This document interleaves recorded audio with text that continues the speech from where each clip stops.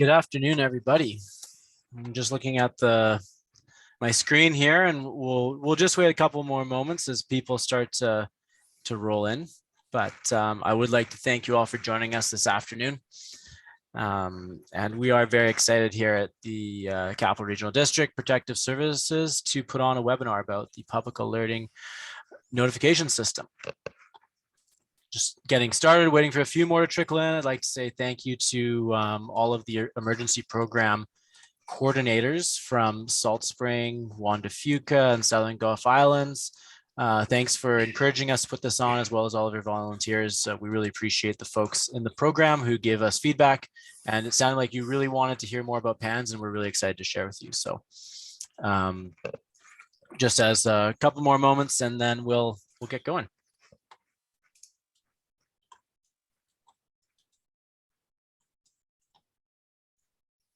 Excellent.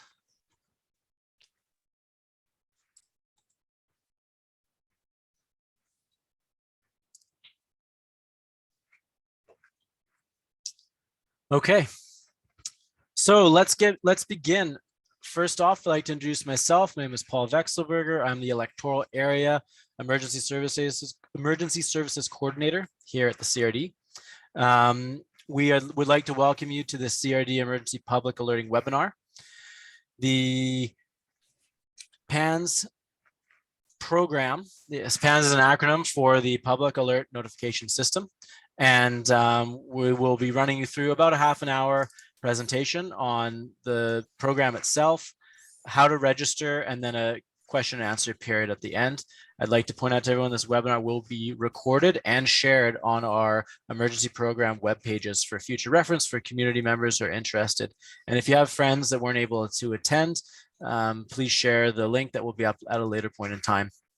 To get the ball rolling, I'd like to introduce Jonathan Reimer. He's our presenter today, and he's the manager of the Electoral Area Fire and Emergency Programs. Thank you very much. Jonathan, over to you. Thank you, Paul. Yeah, I'm used to introducing myself on these things, so I'm really glad to see the turnout today. I see about 90 folks dialed in today, and I'm just going to load up our slide deck and jump right into it. And while Jonathan's doing that, I'm just going to get everyone engaged here, and we would like to just ask a question. Where's everyone tuning in from?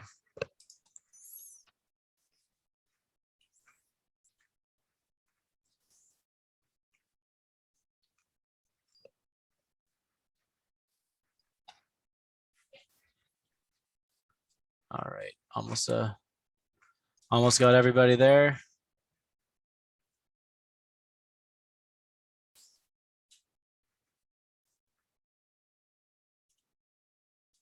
Okay, got a couple more seconds.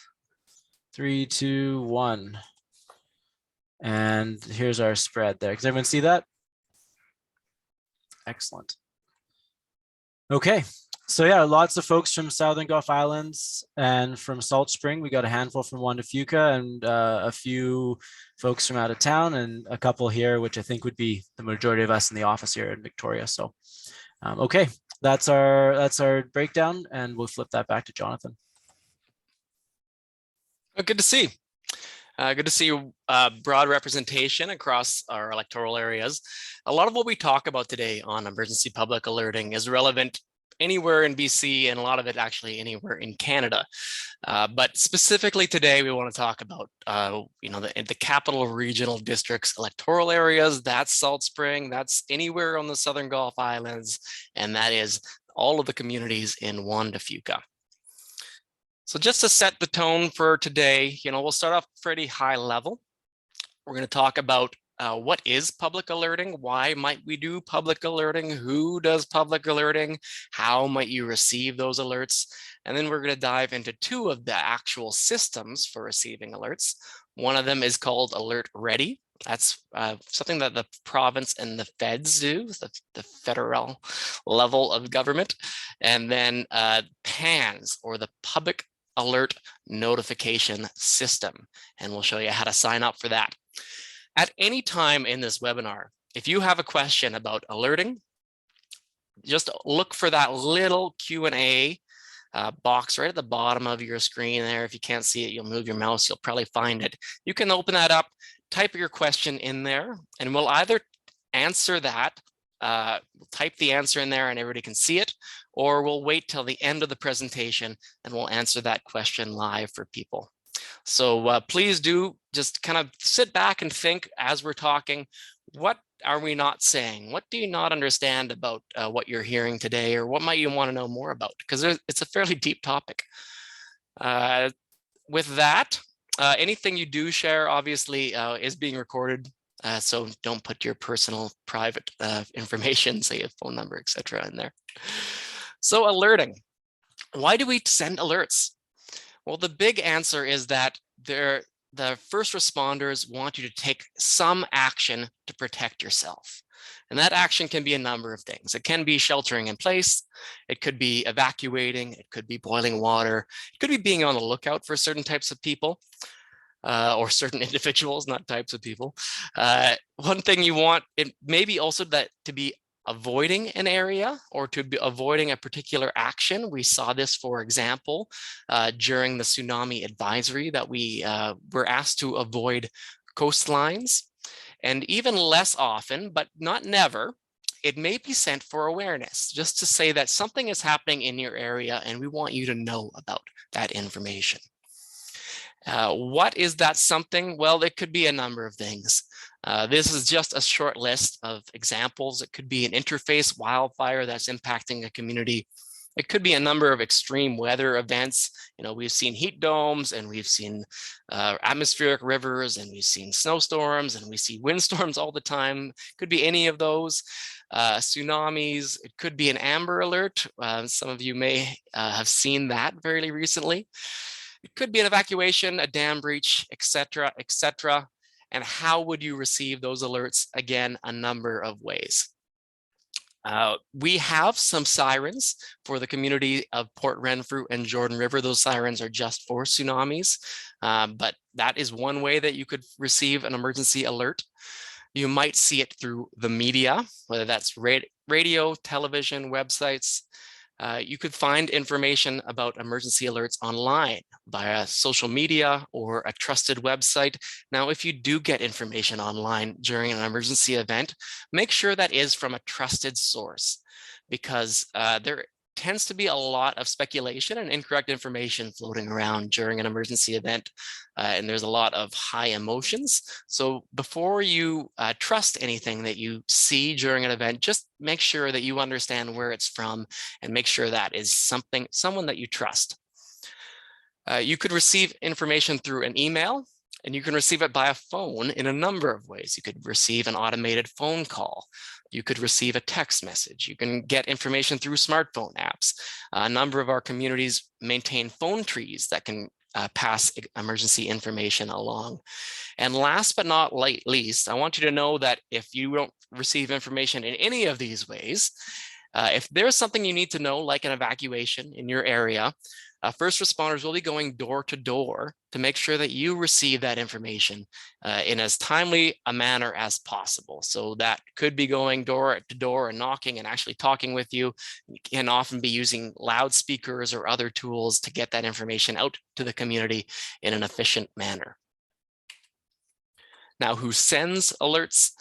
In general, that's from the incident command. And when we say incident command here, we're talking about, the types of agencies that you're familiar with. That is your local fire department, could be police, ambulance, search and rescue. There's a number of critical infrastructure operators that have the ability to do that, including BC Hydro or BC Ferries. We can support at the local government level. We have something called an emergency operations center, and we have tools to send alerts into our communities.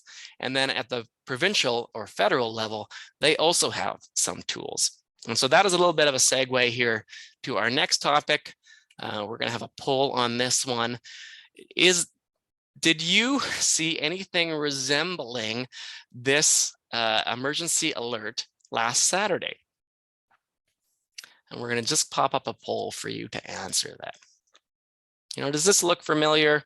The poll might be covering it for you. But if you think it looked familiar, just tell us yes. If you don't know what I'm talking about, tell us no.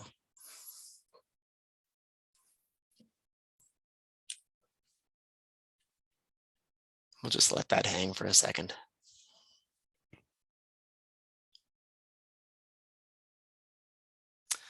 All right, let's look at the results. 90% of you received that Amber Alert. That is a really good sign. That's about the number that we would expect for a number of reasons. We're going to go into that now. This is actually a very timely alert, obviously a tragic situation. This alert was sent to BC, Saskatchewan, and Alberta, and I believe the incident was resolved at the border of Manitoba and Ontario. It's the very first time that BC has used Alert Ready across the province. So you might ask, what is Alert Ready? It's a tool that the federal government developed to push information, emergency information, into communities, into residents in a really effective and time-sensitive manner. So that means that first responders with one push of a button can get information out to television and radio. Each of those that if there's an emergency alert and your channel covers that area, you're obligated under law to read out that information, whether that's in an automated fashion. I think all of us grew up with those emergency tests across our television sets. I can still hear it. Or the presenter who's on the radio might or TV might read that out. And the other one that's perhaps more familiar to most of us is the cell phone. So you're going to hear this on your phone. It's going to be a tone sounding like and you're going to get a little message on there. Often not a little message, sometimes quite long. We'll talk about that in a second, but that's all part of the Alert Ready system made by the federal government, and generally its use is controlled by each individual province. So Alert Ready, a lot to like about it. The first thing I really like about it is that you don't have to ask if you're signed up for it. You are. You're signed up by default. There's no subscription. It's fast. It's effective. You send one message out in a number of ways, and that gets consistent messaging out to the public who need it. A few things that people can have questions and concerns about is that it's generally most useful within self-service. So you're not going to receive that alert if you don't have self-service on your phone, at least, or it may take you until you come into self-service until you receive that alert. It doesn't have the ability to be very fine-grained for your geographic area. And what I mean by that is that if there were, say, something going on Main Island, and we use this system, Alert Ready system, all of the other islands nearby are going to receive that same alert, that same information. And that can at times cause people to have alert fatigue. So they're receiving alerts that don't seem to be for their area. And so it tends to over alert because of the technology behind it. We also see sometimes inconsistent implementations. A lot of people had questions last Saturday when they received this alert from Alert Ready.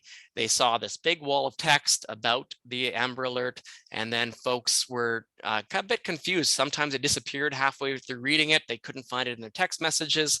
Some phones actually do save it in your text message. So each phone maker implements it slightly differently. And then certainly the downside for us here at the local government is that the province controls access. So only BC government can use this system currently. And how do they use it? They use it 3 different ways. They use it for tsunami warnings, they use it for Amber Alerts, and they use it for active shooters. That's something that came out in recent years. And they, I believe, did use it last year in Vanderhoof. But what you won't receive through it is local emergency information. So if there's, for example, an evacuation in your community due to a wildfire or flood or some other emergency event, you're not going to receive that information currently through Alert Ready, although that may change in the future. If you have never heard of Alert Ready, there's a good reason, is that British Columbia until very recently was the only province to never have used the system because they were holding it for tsunami warnings only, and we haven't received a tsunami warning for a number of years. Some other information here is that generally we say that 96% of cell phones have the technology to receive Alert Ready. So that used to be much lower in previous years, but now most phones are new enough and they're able to receive Alert Ready. And you can expect to receive the next test of that system on May the 4th, 2022. And for those keeping track, that is Star Wars Day. So on Star Wars Day, your phone's going to yell at you for, I think it's just after 1 p.m. So that's what the Alert Ready system, we wanted at our level, something that would be a little bit more flexible, that we would have access to, that we can reach you, our residents, when there's something going on in your area. So we developed the Public Alert Notification System. It came out back in, I think, late 2017, and has gone through a number of improvements over its life cycle. First off, we want to know, are you signed up for the Public Alert Notification System? Do you know if you're signed up for the Public Alert Notification System? So we're going to start up this poll here. Just click one of these boxes. We'll let that hang for a couple seconds and then show the answer.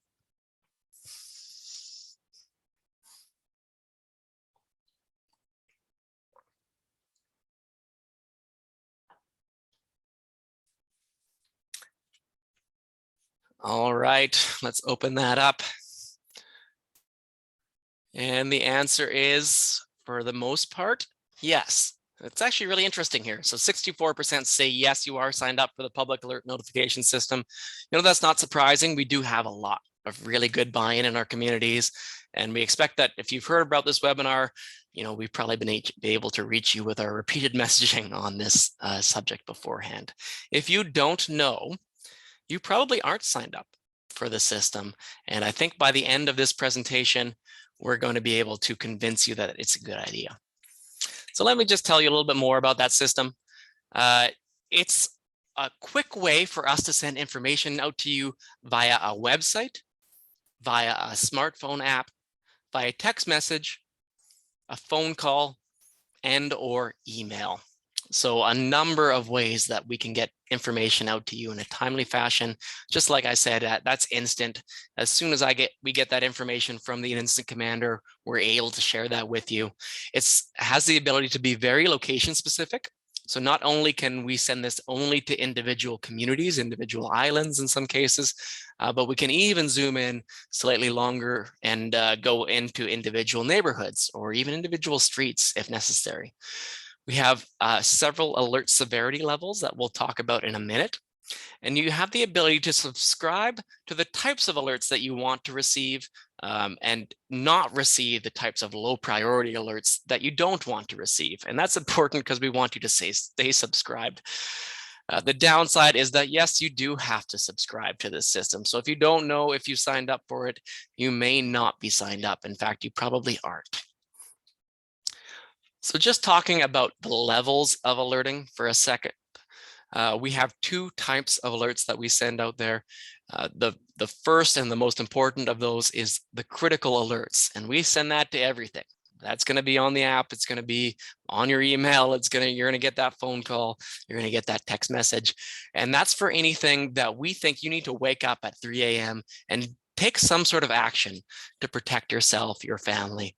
That could be an evacuation alert or an order. It could be a shelter-in-place order, and it could be other things as well.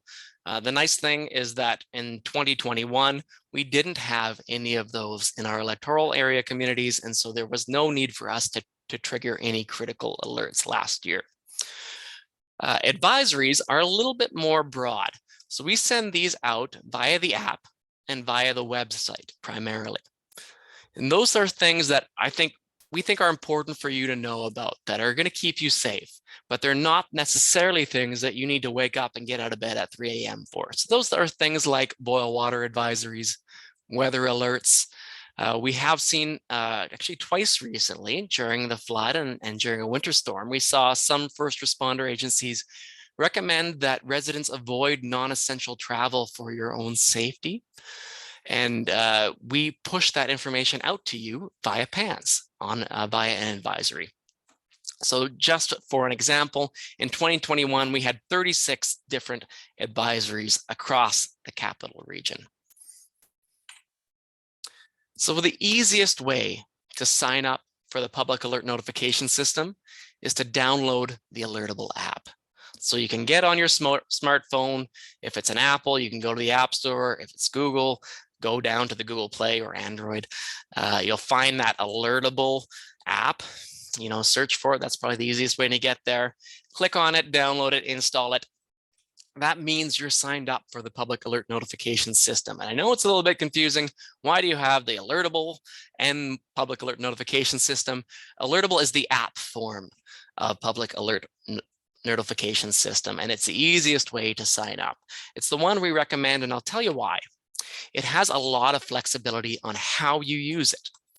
You are able to subscribe to individual communities. So as soon as you download it and open it, it will prompt you to add locations. So you can see here that I have added 3 locations, the Juan de Fuca, Salt Spring Island, and Southern Gulf Islands. You can search for those, or you can search for individual communities such as Willis Point or Pender Island, for example. And you would just get alerts that are relevant for your area. You won't get alerts for other areas unless you want them. And that's really what we want. We want you to get information you can use and not just general information. You can also, on the next screen, select Follow Me. I can't click on this, unfortunately. But if you go and turn on Follow Me, that means your phone will pay attention to where you are, and it will filter in all of the alerts for wherever you are. And that can be outside of your community. So we know that you often live, work, play in different communities, and you may have kids that go to school in other communities as well. This one will send you the alerts for wherever you happen to be. And then you can also choose what level of alerts you receive. So by default, you'll receive critical and advisory alerts, but you could, if you wanted, just choose to receive the critical alerts via your phone and turn a sound on or off based on that. So if you are interested in receiving those advisories, there's a number of really fine-grained preferences you can get into. So if you are interested in receiving alerts or advisories, from Environment Canada on things like windstorms and heat warnings, that's something you can do. You can hear about road closures through Drive BC. You can hear about earthquake and tsunami advisories that you might not otherwise hear about. If there's a tsunami incoming, we're going to make sure that you know. But if there's some of these smaller events like what we saw this last January, you might not hear about it in an intrusive manner, but you could hear about it if you were signed up here. And that's the same for wildfire smoke. The other thing I'll just share is that Alertable is becoming a bit of a standard for a lot of our communities in the area. So many other local governments are using Alertable to communicate emergency information to people in their area. So that includes all of the West Shore. That includes Victoria, that includes Oak Bay, that includes if you go across the ferry into Vancouver and across the Fraser Valley, almost all of those communities are using Alertable. And so if you are signed up, you can receive the information that those folks would send you as well when you are traveling in that area. Now, that is not the only way to sign up for public alert notification system. There's lots of good reasons why you might want to get the app and sign up for email, phone calls, or text messages. Now, if you want to do that, that's something that Paul will show you exactly how to do. Let me just unshare my screen. How's that? Excellent. Thank you, Jonathan. Okay, so just as we move into kind of my how-to step-by-step guide, how to register, I'm going to do one more and one final poll. I'm interested to see of folks who are registered, or if you're not registered, what types of notification methods are you registered for? All right, that should jump up on your screen there.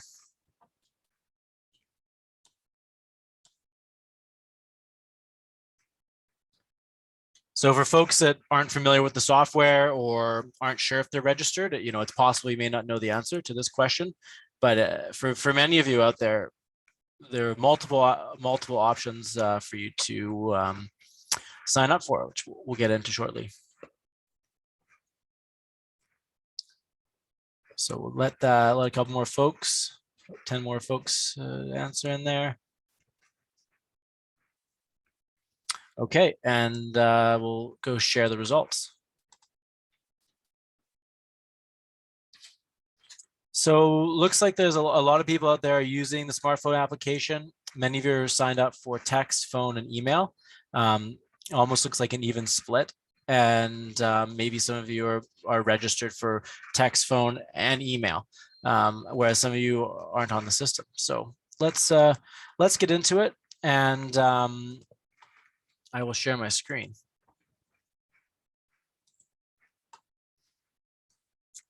Okay, here we go. Okay, so this is our login page. It's the link that Jonathan shared, and this is on the CRD website. So a couple things just before we get into logging into Alertable and using the Alertable app. I just want to show you some of the features on the CRD webpage here. So the first one is we have our sign up button. So if you want to log into this page, press sign up. It's going to take you straight to Alertable for you to register. The next one is if you want to go get the app, click on this link. It will take you to basically the same page, and you will see the Alertable app. It's a link to the Apple Store or the Google Store, and you can log in from there. If you have questions about privacy, you can go look at our PAN's privacy notice and get a variety of information on the Freedom of Information Act and what happens to your information when you do enter into our PAN system. Then we have our frequently asked questions. So any questions you may have, take a look at these ones. Most likely we will be able to answer those. In addition to that, we will be putting this webinar up online, so you can also have a video resource. And the final thing, if there are any questions, you can always email our general inbox, and we'll get back to you as soon as we can. So let's press the sign up button. It's going to take us into the Alertable page for the Capital Regional District.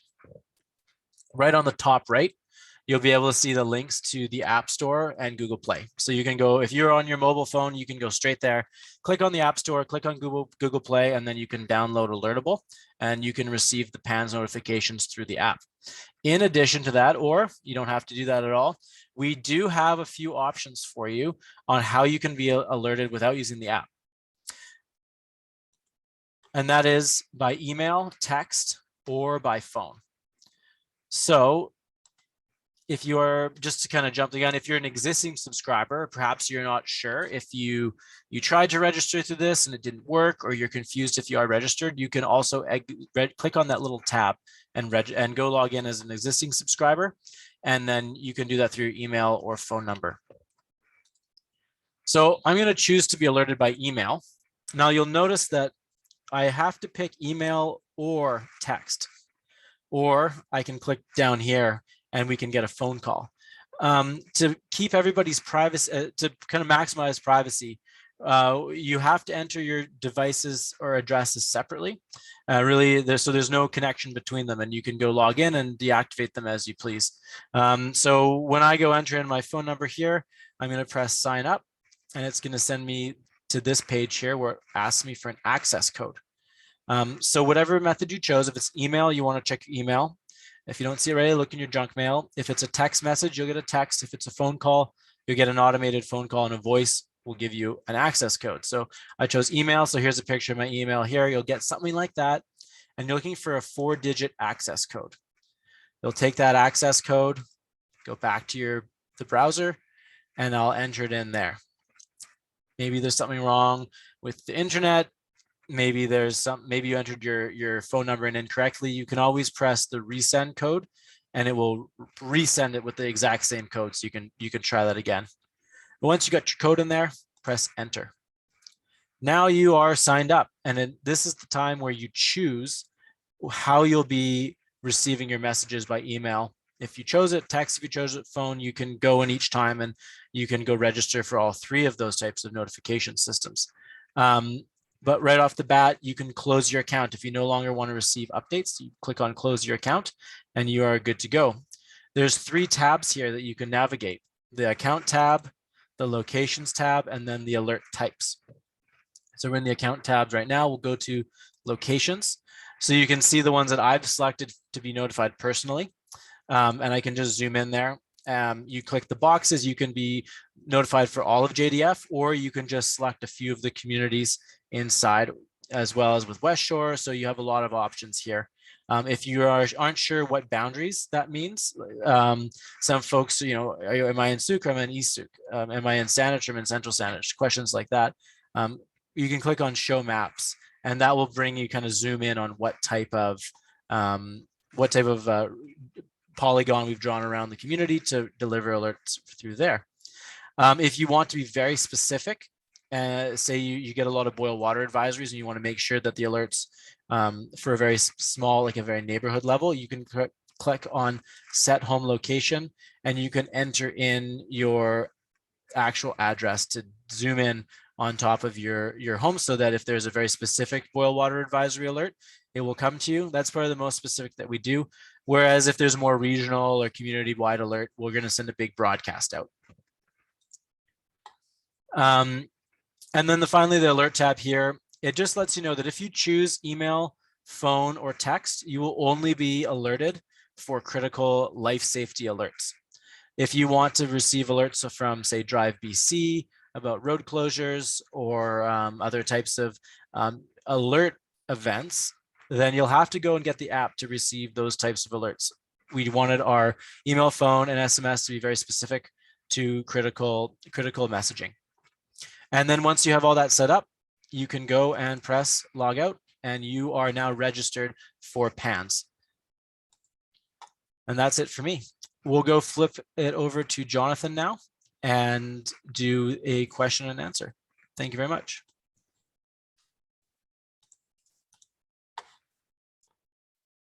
Excellent.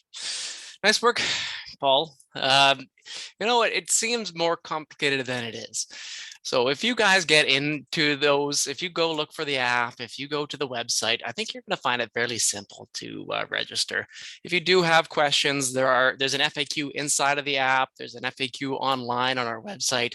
And if you really can't find anything, get a hold of us. We're happy to answer your questions on this. We want as many people to receive as much information as quickly as possible. That's why we created this system. Most local governments don't have emergency alerting systems, but it's something that we do think is important just to help get good information out in a timely fashion. So this is the time for questions. We have a couple questions that I know we're going to answer here live. We've had a number of questions come in that we've answered by typing. So that's, I think, good information for everybody. You can peruse those. But if you haven't had your question answered today, please jump into that Q&A section, open that up, type it in there, and we'll answer it for everybody to hear. So the very first one I'm going to address here is a good one because it addresses that alert fatigue that I brought up before. And that's something we really want to avoid because we want you to stay signed up to these systems. The very first question is about subsequent notifications. Here, I think you guys can read it at the same time as me, but I'll read it out loud here anyways. How is it decided to send additional notifications for the same issue? At times, they seem too frequent with no identifying feature as to why the further notification is being sent. And is there any way of highlighting identifying changes in subsequent notifications for the same issue? So I will say that for alerts that are sent from the Capital Regional District, from our Emergency Operations Center, you might receive a number of updated alerts. Let's say there is a wildfire impinging upon a community, and now there's an evacuation alert. That might change to an order in the future. That might be rescinded. That the extent might change. All of those would prompt us to issue an update to that alert. That's how we use the system. But we know if you actually subscribe to some of the other providers like Drive BC or Environment Canada, they update for different reasons. So it could be that, say, wind warnings are one that has woken me up many a time. I now have turned off the notification alert for wind warnings because we get them so frequently. So I do want to receive it, but I don't necessarily want to get that ding at 2 a.m. There's a couple of ways. You could just put your phone on Do Not Disturb. I don't like to do that as an emergency manager. I know a number of other people don't like that either. So what you can do is make it so that that alert doesn't either vibrate for you or ding you. You can do that from within the app, fairly easy to find that section. Or you can unsubscribe from those types of alerts. So if you don't want to receive wind warnings, for example, you can unsubscribe from those ones. And then if we find, there's a difference between wind storms. We've seen some very large wind events, like what happened in, I believe it was December 2018. There was a very large event that impacted almost all the communities of the Capital Regional District. You can believe that we will be sending something specific from the Capital Regional District on those very large events. And so you wouldn't have to necessarily worry about missing some of these smaller events. But if you do want to hear that it's going to be windy, next weekend and do a little bit of preparation around your house, that's probably a good thing. You can subscribe to those alerts. So I hope that answers your question. Let's go down. Next question. This is about the format of the webinar. It is from Damien, and we are going to answer this live. The webinar will be recorded and online at the CRD website. Step-by-step instructions might be helpful. What is the URL? I don't know, Davian, but I will send it to you. So after this webinar, about 2 or 3 days afterwards, once we've been able to kind of process that video and cut it down to size, we're going to be sending you a thank you for attending email. In that email link, it's going to have a link to our website where you can find more information about the public alert notification system, and it will include a link to this webinar where you can review the content that you hopefully have already watched here and maybe learn something again. So thank you for that, Damien. Let's see, is there anything else that you found, Paul, that we should be addressing here? Just going through and answering a couple questions by text here. Okay. I think this one's good. Yeah. We're doing this fairly informally, guys, but hopefully we get to everything. Does the Alertable app work if I don't have a data plan? I suspect not, because I need access to Wi-Fi for apps to work. So that is true. You need some sort of data system for that app to work. So that data system could be your cellular network. For many of us, we don't have reliable cellular networks, at least not everywhere in our community. Some of those people, Wi-Fi, you have that coverage, you feel comfortable with that coverage, but for some people, you don't have that coverage. So in that event, we really would encourage you to sign up for alternate methods. So I would expect that a text message, for example, wouldn't work, but you may have a landline. You likely do have a landline if you don't have cell service there. So please then sign up for that landline to receive that phone call. That's probably the easiest way for you to receive that information. The thing about landline calls and phone calls in general is that it's a great way to disseminate information. You'll hear that weird robot-y voice. The problem is that over the last several years, scammers are, I don't know what's going on there, but they are calling us 3-4 times a day sometimes. And so we're often finding when we disseminate information via that automated voice, people are hanging up right away. They're not hearing the message. But if that's all that you have, then that's what we're going to use to get a hold of you. And then do know that if you need information, we're going to get you that information. So if there's an evacuation in your area, we're going to be knocking door to door to make sure that you receive that information. We're never forcing anybody to sign up for this alerting system. We encourage people to, but a lot of people have all sorts of concerns or they just don't want to. And we're never going to force folks to sign up for this. All right, next question. I can take the next question there, Jonathan. Go for it. Yeah, so this is a really good question here from John about if they live in, it looks like they live in Ontario, and they wonder if they can get their Ontario phone number to receive alerts for their home in one of the electoral areas in the region.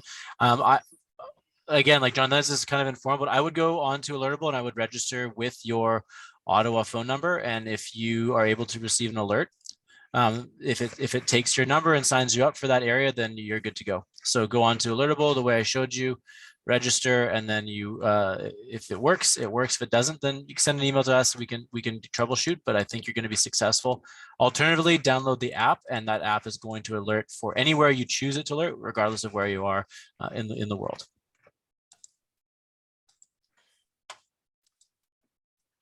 Nice work. This is actually a good question as well.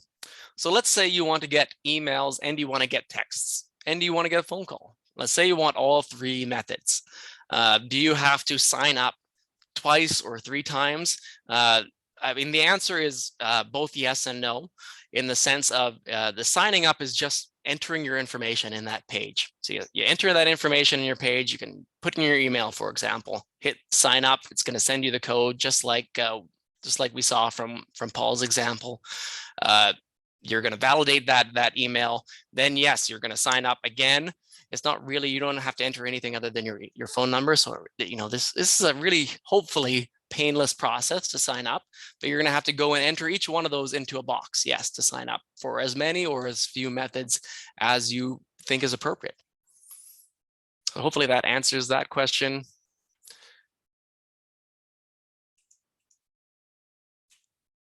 I can jump in here. Had one question. So if you are registering online in the CRD website, you have to register twice to get both emails and texts. So yes, that is correct. You have to register twice. And the reason is that we want to have, we want to separate. I just answered that one. You just, oh, sorry, I was in the zone. I was looking at, like, I'm deep in the open questions. Okay. This is what happens when you have the live presentations. All right. Okay, good. Oh, some of this is hard to tell what the question is. One question here. If you want your iPad or iPhone, so yeah, if you have an iPad, you could download the app on your iPad and be alerted through there. And if you have an iPhone, you could get alerted through text message, or you could get alerted through the app as well on your iPhone. So it's up to you on how you could download the app on both your iPad and iPhone, or you could set up the iPhone to receive text or phone or email. It's really up to you how you want your devices to be configured. Yeah, exactly. And then a similar question to follow up on that is we have a question here about how can they tell if they're signed up for more than one method, and the way is to go onto the website, go into existing subscriber, try and enter that information. If you are a subscriber, it'll let you log in, and then you can customize your alerts. If you're not a subscriber, it's going to say, hey, we don't have this signed up, and go sign up. It's kind of like, when you go to a website, you don't remember if you've signed up, you type in that username and it says, hey, we don't know about this username. It's the same format. And then you can manage your subscriptions. There is a question here about whether you can use iPads and iPhones at the same time. Do you answer that one? I did that one, yeah. Okay. But then some folks have been asking, can you get the app on your iMac or a computer? So there's no desktop application for a computer. If you wanted to be alerted on your computer, you could get you could have your email be primary, because you get that on your computer, or you could go to the Alertable website. And I'll share a link to the Alertable website and make that answer public there. And another good question, actually. So this individual is on Salt Spring Island, and they received notifications for Salt Spring and for Cowichan, because both of those communities use Alertable. And you can decide to receive alerts for those communities. They're interested in receiving alerts for the Saanich Peninsula. How do they get Saanich alerts? one thing I have to confirm is whether Saanich at one time did not have an alerting system. I believe Central Saanich does, but I'm not sure if the district of Saanich or the city of Saanich actually has one. But what I will drop in the question and answer session here is a link to the Capital Regional District public alerting system. So if you want to sign up for a Esquimalt, you want to sign up for View Royal, some of us use the same system, some of us use slightly different systems. So it's up to each local government. Some of us use no system at all. Some of us just don't have a tool for public alerting. They rely on other methods. I'll drop a little link in there, and hopefully that helps you find, it's kind of annoying to have to subscribe to all these different systems. We get it. But at this time, this is the best we can do, unfortunately. Okay, so one question from Deborah. She asked that we just shout it out publicly in there. So she wanted to know, can we find out information in advance of any disaster? For example, what to do or where to go if evacuating from a wildfire or earthquake, or do we wait until the event is over and receive the information at that time? So we answered this in the text, but we'd like to just shout it out there. So information on what to do will be delivered at the time of the alert, but your local emergency program is also working on a community evacuation guide that can provide information to you on your local reception centers. And during a disaster, we'll choose the best tool. So we'll use PANS, but we'll also use other tools in our toolkit. And this answers another question, such as amateur radio, or such as door-to-door, or working with your fire department or your police department to go and notify you in the event that there's some communication disruptions. So really, during an emergency, we have a variety of tools that we practice and have people subscribe to and become familiar with. So when something does happen, we're able to use the best tool for that specific emergency.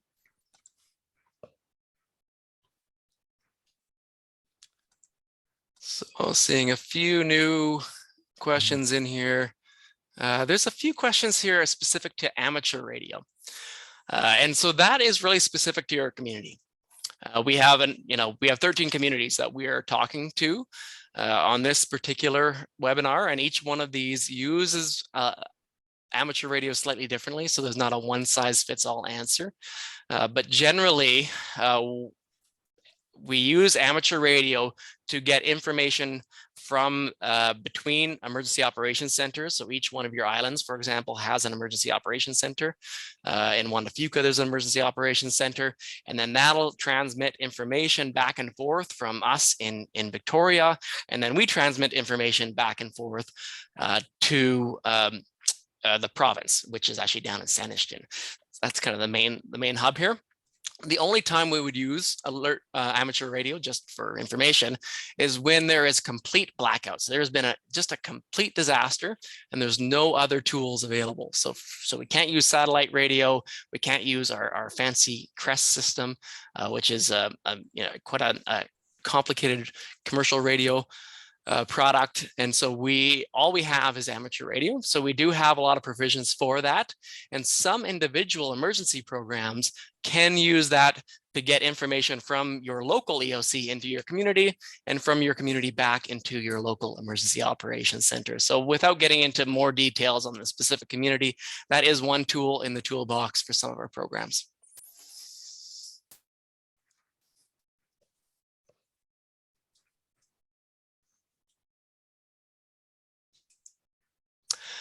Another question here on follow me option in the settings. So I do recommend that folks use that feature, but I understand why there might be hesitance. If you're not comfortable with that feature, don't use it. You can select the communities that you want to receive alerts from, and you will receive all the alerts that go to that community. But if you use follow me, you have the advantage of saying anywhere you are, you wouldn't have had to subscribe to any community. Your phone is going to know that, and it's going to give you the emergency information that's relevant to you. So I do recommend it. A lot of people they rightly have concerns about their phones just all of their apps asking for all this information about who they are and where they are. Just so you know, we don't have any of that information. We have a number of subscribers for each community, but we don't know who you are. We don't have it. We definitely are tracking you through that feature. There's no way to do that, but I don't expect you to take my word for it. And so use it if you're comfortable with it. I do think there's an advantage, but if you're not comfortable, don't use it.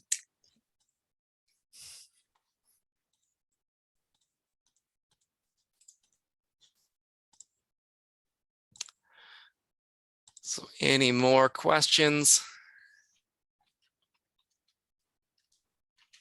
I think we're reaching a plateau. So that's actually most of our time here today. I really want to thank everybody for showing up today. We have actually more participants now than we did at the end. That means we didn't, or at the beginning, that means we didn't lose too much of you along the way. Like we said, we're going to be following up with all of you with a video of this presentation. If you're interested in a slide deck, you can contact us. There'll be some contact information in that email. We can send you the slide deck if you're interested, or if you have specific questions and you didn't see it today, you don't see it on those FAQs, just feel free to reach out and contact us or your local program coordinator, and they're going to be able to give you more specific information. So thank you, everybody. Thank you. The emergency program coordinators are the ones who made all of this happen. We received a lot of good information. We've been preparing this for a long time. I hope you feel safer and more informed than you did at the beginning of this presentation. Thanks for coming. Thank you.